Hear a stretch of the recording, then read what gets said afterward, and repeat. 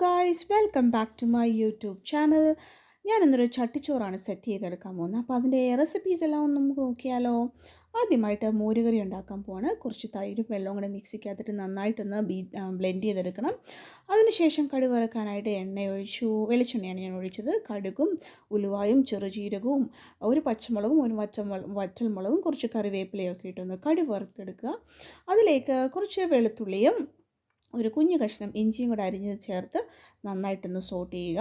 അതിൻ്റെ നിറം ഒന്ന് ചെറുതായിട്ട് മാറാൻ തുടങ്ങുമ്പോഴത്തേക്ക് അതിലേക്ക് ഒരു 3-4 ചെറിയുള്ളി അരിഞ്ഞത് ഞാൻ ചേർത്ത് കൊടുക്കുന്നുണ്ട്. ചുമന്നുള്ളി അരിഞ്ഞത് ചേർത്ത് കൊടുക്കുന്നുണ്ട്. അതും ഒന്ന് ഇളക്കി നന്നായിട്ടൊന്ന് മൂപ്പിച്ചെടുക്കണം. അത് മൂത്ത് കഴിയുമ്പോഴാണ് നമ്മൾ അതിനകത്തോട്ട് ചേർക്കേണ്ട പൊടികളൊക്കെ ചേർത്ത് കൊടുക്കുന്നത്. ഞാനിവിടെ ചേർക്കുന്നത് ഒരു അര ടീസ്പൂൺ മഞ്ഞൾപ്പൊടിയും 1/4 ടീസ്പൂൺ മുളക് പൊടിയാണ് ചേർത്ത് കൊടുക്കുന്നത്. അധികമൊന്നും എരിവൊന്നും ഇല്ലാതാണ് ഞാൻ ഉണ്ടാക്കുന്നത്.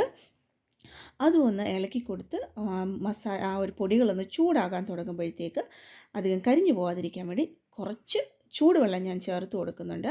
അത് നമ്മുടെ അതിനകത്ത് ചൂടും കൂടെ ഒന്ന് ബാലൻസ് ചെയ്യാൻ വേണ്ടിയാണ്. അതിനുശേഷം ഞാൻ ഉപ്പ് ചേർത്ത് കൊടുക്കുന്നുണ്ട്. 2 ടീസ്പൂൺ ഉപ്പാണ് ഞാനിപ്പോൾ ചേർത്ത് കൊടുക്കുന്നത്. ഒന്നുകിൽ ഉപ്പ് ഇപ്പോൾ ചേർക്കുക, അല്ലെങ്കിൽ മോര് കാച്ചതിന് ശേഷം ആറിക്കഴിഞ്ഞ് ചേർക്കുക. അതിലേക്ക് നമ്മുടെ മോര് ഞാൻ ചേർത്ത് കൊടുക്കുന്നുണ്ട്. മോര് ചേർത്ത് കഴിഞ്ഞാൽ കണ്ടിന്യൂസ് ആയിട്ട് ഇളക്കി കൊടുക്കണം, അല്ലെങ്കിൽ ചൂട് കൂടി പിരിഞ്ഞു പോകാനുള്ള ചാൻസ് കൂടുതലാണ്.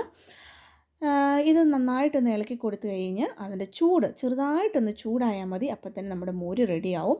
മോര് റെഡിയാണോ എന്ന് അറിയണമെങ്കിൽ ഒന്നുകിൽ അതിനകത്ത് നമ്മൾ കടുക് വറുത്ത സാധനങ്ങളെല്ലാം മണ്ടയ്ക്ക് പൊങ്ങി വരികയോ, അല്ലെങ്കിൽ നമ്മുടെ തവിയിൽ ചൂട് വരുന്ന പരുവാകുമ്പോൾ ഓഫ് ചെയ്ത് നമുക്കൊരു പാത്രത്തിലേക്ക് മാറ്റിയെടുത്തു കഴിഞ്ഞാൽ ടേസ്റ്റി മോര് കറി റെഡി.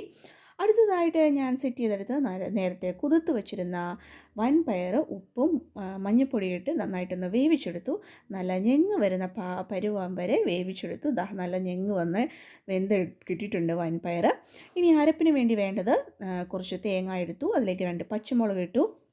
ഒരു 1/4 ടീസ്പൂൺ ചെറുജീരകം ഞാൻ ചേർത്ത് കൊടുക്കുന്നുണ്ട്. അതിനുശേഷം വലിയ 2 അല്ലി വെളുത്തുള്ളി അതിലേക്ക് ഇട്ട് കൊടുക്കുന്നുണ്ട്. ഇനി ആവശ്യമായിട്ടുള്ള ഒരു 3-4 ചുമന്നുള്ളി ചേർക്കണം. പിന്നെ ആവശ്യത്തിനുള്ള ഉപ്പ് കൂടെ ചേർത്ത് കുറച്ച് വെള്ളം ഒഴിച്ച് ഒന്ന് ചതച്ചെടുക്കണം. ഒത്തിരി അങ്ങ് പേസ്റ്റ് പോലെ ആവേണ്ട, ഒന്ന് കറക്കി ചതച്ചെടുത്താൽ മതി മിക്സിക്കകത്ത്. അപ്പം നമ്മുടെ അരപ്പ് ഇവിടെ റെഡി ആയിട്ടുണ്ട്. ഇനി നമ്മൾ ഇതെല്ലാം കൂടെ ഒന്ന് മിക്സ് ചെയ്യാൻ വേണ്ടി നമ്മുടെ പാൻ അടുപ്പത്ത് വെച്ചിട്ട് വെളുത്തുള്ളിയും ഇച്ചിരി കടുകുമൊക്കെ ഇട്ട് എണ്ണയ്ക്കകത്തൊന്ന് പൊട്ടിച്ചതിന് ശേഷം ഈ അരപ്പ് ആദ്യം തട്ടിയിട്ടൊന്ന് ചൂടാക്കുക. അതിനുശേഷം വൻപയറൂടിട്ട് ഇളക്കി ഒന്ന് പൊത്തി ചൂടാക്കി എടുത്തു കഴിഞ്ഞാൽ നമ്മുടെ ടേസ്റ്റി ആയിട്ടുള്ള വൻപയർ തോരനും ഇവിടെ സെറ്റ് ആയിട്ടുണ്ട്. അപ്പം നമ്മൾ പച്ചമുളക് എല്ലാം അങ്ങ് അരഞ്ഞു പോകുന്നതുകൊണ്ട് ടേസ്റ്റ് എല്ലായിടത്തും ആ എരിവ് വരും. വലിയ എരിവും അതിൽ മുന്നിട്ട് നിൽക്കത്തുമില്ല. അപ്പം നമ്മുടെ ടേസ്റ്റി പയർ തോരൻ റെഡി. അടുത്തതായിട്ട് വേണ്ട ഒരു മെയിൻ സാധനമാണ് നമ്മുടെ മുട്ട പൊരിച്ചത്. ഇതാ ഒരു 1/4 സവോള ഞാൻ അരിഞ്ഞെടുക്കുന്നുണ്ട്. ഒരു പച്ചമുളകും അതൊരു ബൗളിലേക്ക് ഇട്ടതിന് ശേഷം അതിലേക്ക് ഒരു കുഞ്ഞു കഷ്ണം ഇഞ്ചിയും കൂടെ ഞാൻ അരിഞ്ഞ് ചേർക്കുന്നുണ്ട്. ഇനിയും വേണ്ടത് മുട്ട. നമ്മളൊരു മുട്ട പൊട്ടിച്ചിടുക. അതിലേക്ക് കുറച്ച് തേങ്ങാപ്പീരയും കൂടെ ഞാൻ ചേർത്ത് കൊടുക്കുന്നുണ്ട്. പിന്നെ ആവശ്യത്തിനുള്ള ഉപ്പും. ഇത്രയും കാര്യങ്ങളാണ് നമുക്ക് മുട്ട പൊരിക്കാനായിട്ട് വേണ്ടത്. അതെല്ലാം കൂടെ ചേർത്തിട്ട് നന്നായിട്ടൊന്ന് ബീറ്റ് ചെയ്തെടുക്കണം മുട്ട.